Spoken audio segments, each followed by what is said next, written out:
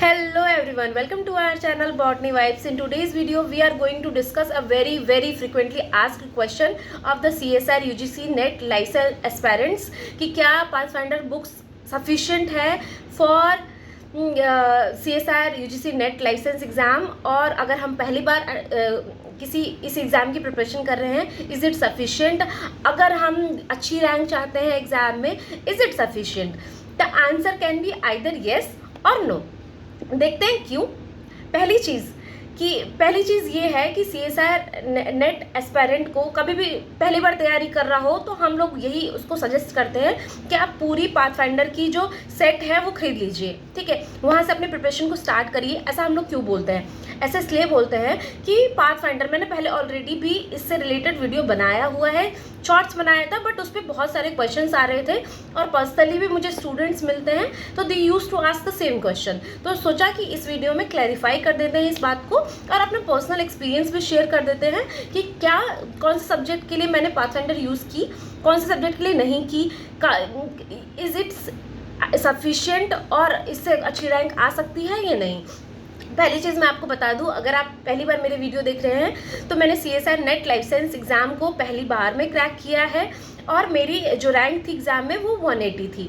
2022 batch में मैंने ये एग्ज़ाम जून में क्रैक किया था, राइट। और मैंने इस एग्ज़ाम के लिए अप्रॉक्स 6 to 7 मंथ्स की स्टडी करी थी, पढ़ाई की थी। इसलिए बोलूँगी क्योंकि एग्ज़ाम थोड़ा डिले हो रहा था उस टाइम पे, ठीक है।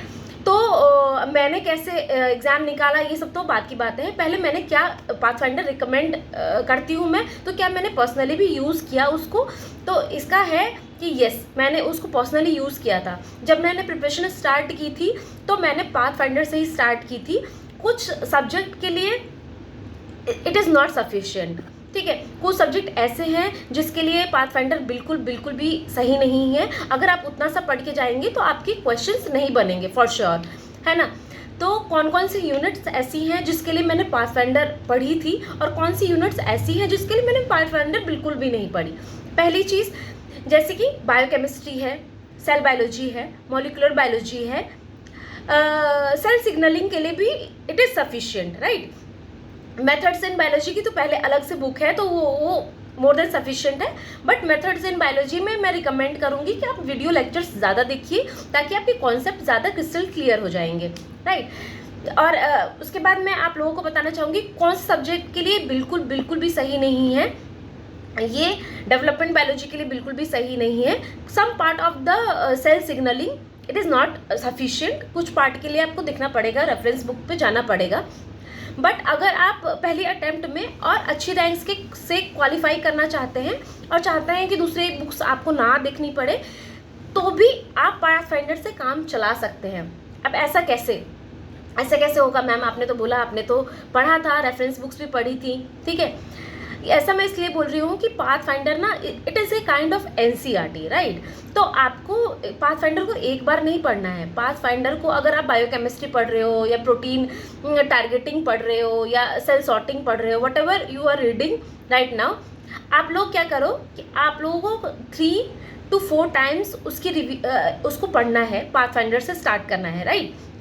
अच्छे से जब आप पाथफाइंडर से उसको पढ़ लो तो आपको लगा कि हाँ आप गो थ्रू हो गए अच्छे से टॉपिक को, आपको समझ में आ गया वो टॉपिक अच्छे से, तो सेकंड स्टेप आपको क्या लेना है? आपको back to the previous year question paper पे जाना है और देखना है कि क्या आप उन क्वेश्चंस को सॉल्व कर पा रहे हो, ठीक है।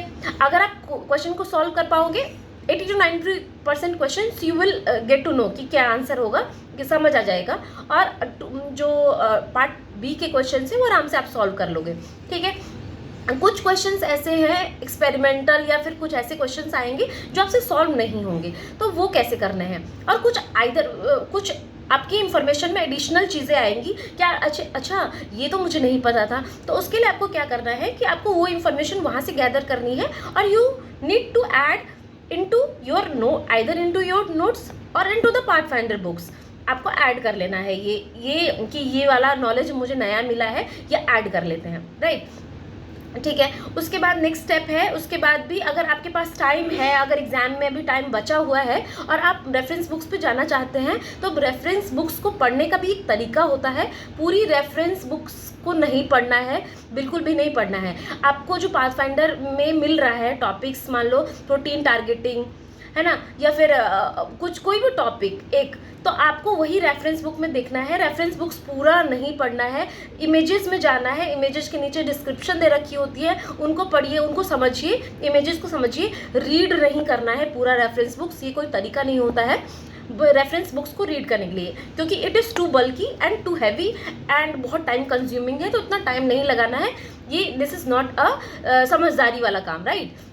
तो ये आपको नहीं करना है। और सेकंड चीज़ मैंने क्या बताई कि डेवलपमेंट बायोलॉजी जैसे टॉपिक्स के लिए तो Gilbert book is more than sufficient. तो आपको गिलबर्ट से ही उसकी तैयारी करनी है। आपको पाथफाइंडर आप आइडिया ले सकते हो, बेसिक आइडिया ले सकते हो, बट पाथफाइंडर से आपको उसे पढ़ना नहीं है, क्योंकि बहुत ही कम चीज़ें दे रखी हैं उसमें, तो उससे आप डेवलपमेंट बायोलॉजी की तैयारी नहीं कर सकते। ठीक है, उसके लिए एक बहुत अच्छी बुक बनाई है गिलबर्ट, मेरे फेवरेट है। तो उसके लिए मैं सीरीज़ चलाऊंगी अभी। दो student who are preparing from the scratch they can join our channel, और उस सीरीज़ में हम लोग 1 by 1 करके सारी चीज़ें कवर करेंगे। In 3 to 4 months we will prepare from zero to hero in 3 to 4 months, okay. और but you need to be consistent with us, otherwise क्या ही फ़ायदा, हम लोग वीडियो डालते जाए, आप लोग पढ़े ना। ठीक है, छोड़ो ये बात। उसके बाद वो आपकी मर्ज़ी है। हाँ, उसके बाद मैं ये बताना चाहती हूँ कि जैसे कि मैंने बताया कि मैंने डेप बायो नहीं पढ़ी थी पाथफाइंडर से, बायोकेमिस्ट्री पढ़ी थी, सेल बायोलॉजी पढ़ी थी, सेल सिग्नलिंग के कुछ पार्ट्स पढ़े थे। इम्यूनोलॉजी उस टाइम में मेरी एमएससी चल रही थी, तो इम्यूनोलॉजी जो मेरे को क्लास में पढ़ा रहे थे उतना ही मैं पढ़ के गई थी, क्योंकि इम्यूनोलॉजी के क्वेश्चंस मुझे पर्सनली टफ लगते हैं, एग्ज़ाम में जो पूछे जाते हैं। 2 marks वाले इजी, बट पार्ट सी वाले थोड़े डिफ़िकल्ट लगते हैं, तो वो नहीं मैंने टच किया था ज़्यादा। एग्ज़ाम मतलब बेसिक पढ़ के गई थी, ताकि बेसिक क्वेश्चंस निकल जाएं, राइट। ज़्यादा कंसेप्चुअल क्वेश्चन में नहीं पढ़ना चाह रही थी। उसके बाद डेवलपमेंट बायोलॉजी मैंने तो गिलबर्ट से पढ़ी थी। उसके बाद इकोलॉजी और एवोल्यूशन की बात रहे, तो इकोलॉजी के लिए जो बुक है pathfinder, it is more than sufficient, और कुछ पढ़ने की ज़रूरत नहीं है, बिल्कुल भी नहीं। ठीक है, मोर देन सफिशिएंट। उसके बाद कुछ चीज़ों के लिए मैंने वीडियोस को प्रेफर किया था, जिसके लॉटकरा वोल्टेरा मॉडल के लिए मैंने वीडियो प्रेफर करा था, क्योंकि उसमें थोड़ा समझने वाला ज़्यादा है। तो उस टाइम पे मुझे लगा था कि video is more informative than reading, क्योंकि maths is not my part, तो मेरे को थोड़ा हेल्प चाहिए रहता है उस वाले पोर्शन पे, राइट। तो उसके बाद इकोलॉजी हो गया। एवोल्यूशन के लिए उस टाइम पे कोई एक पूरी सीरीज़ चल रही थी किसी कोचिंग का, मैं नाम नहीं लेना चाहती हूँ, तो that was helpful for me. उसके बाद वो उससे मैंने पूरे नोट्स बनाए, फिर मैंने थोड़ा रेफरेंस बुक्स से भी उसको रिकमेंड किया, जहाँ जहाँ जो कमियाँ लगी वो मैंने अपने नोट्स में ऐड किया बाय द टाइम। ठीक है, मेथड्स इन बायोलॉजी में जो इम्पोर्टेंट टॉपिक्स थे वही मैं पढ़ के गई थी उस टाइम पे, तो वो मेरे लिए हेल्पफुल रहा। तो आप अगर स्टार्ट करना चाह रहे हो अपनी प्रिपरेशन, तो pathfinder is more than sufficient. Start करो, 3-4 बार रिवाइज करो, उसके बाद आपको लग रहा है कि आपको रेफरेंस बुक पे जाना चाहिए, then switch to the reference books. वो भी बेसिक चीज़ों के लिए, पूरा लेके मत बैठना, कोई फ़ायदा नहीं होगा, राइट। और that's it for the day. अगर आपको कोई भी क्वेरी है, कोई भी क्वेश्चन है जो मुझसे पूछना है, तो आप लोग कमेंट करके पूछ सकते हो। Thank you so much guys, stay connected, stay motivated और पढ़ते रहो।